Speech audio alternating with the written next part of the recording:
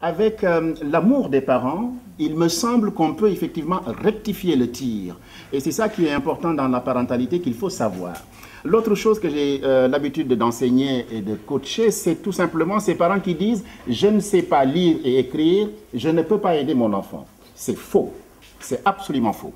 Il est vrai que être formé, c'est important. Ça peut aider, mais ce n'est pas déterminant. Ce qui est extrêmement déterminant, c'est être à côté de son enfant, le suivre. Être parent aujourd'hui, la réussite de mon enfant. Voilà la conférence qui était organisée le 30 mars dernier dans le hall du collège Boileau à Chennevières. Effectivement, échanger autour de la réussite de nos enfants, ce qu'ils entendent par réussite, la place du capital culturel des parents, qui n'est pas constitué uniquement par les diplômes des parents, mais par d'autres savoir-faire, d'autres savoir-être que les parents ont envie d'inculquer aux enfants. Et également, pour les professeurs, pouvoir aider les enfants à grandir, à cheminer et sortir du collège avec justement des possibilités de s'ouvrir à des métiers. Un tract en plusieurs langues avait été diffusé aux parents afin de favoriser la participation du plus grand nombre.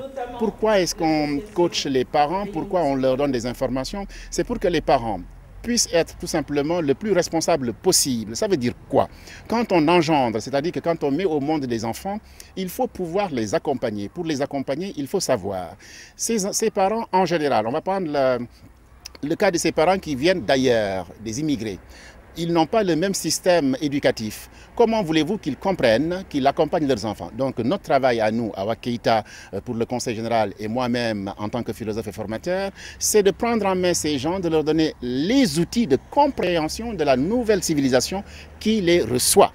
Pour que les enfants ne soient pas tout simplement discriminés au sens noble du terme, c'est-à-dire qu'on ne les prenne pas pour je ne sais quoi, mais qu'ils soient au même titre que le petit Jean, le petit blondinet, qu'il ait la même base culturelle, au moins à l'extérieur, puisqu'à l'intérieur, il s'agit de vie privée.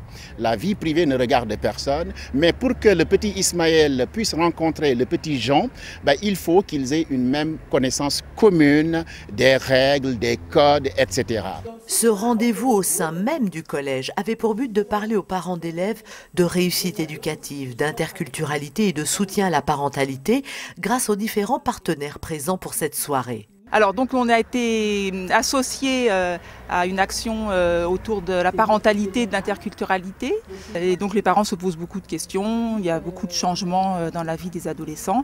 Donc voilà, donc nous on vient pour aborder ces questions de parentalité à l'adolescence et voilà, comment on peut faire, comment on peut surmonter les difficultés. Être parent, c'est quelque chose d'énorme. C'est l'éducation de l'enfant, c'est le suivi de l'enfant.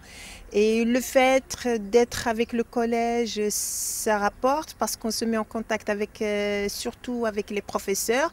Il ne faut pas oublier que c'est leur deuxième maison. Donc moi je trouve que c'est très très important qu'il y ait un contact avec les parents et les professeurs et l'ensemble de l'établissement. Les parents se trouvent souvent démunis dans leur fonction parentale. Le décalage entre ce qu'ils voudraient et ce qu'ils peuvent transmettre à leurs enfants amène à des moments souvent difficiles. Ces parents ont besoin d'être accompagnés par des professionnels qui les aident à trouver des repères dans ces nouveaux liens familiaux.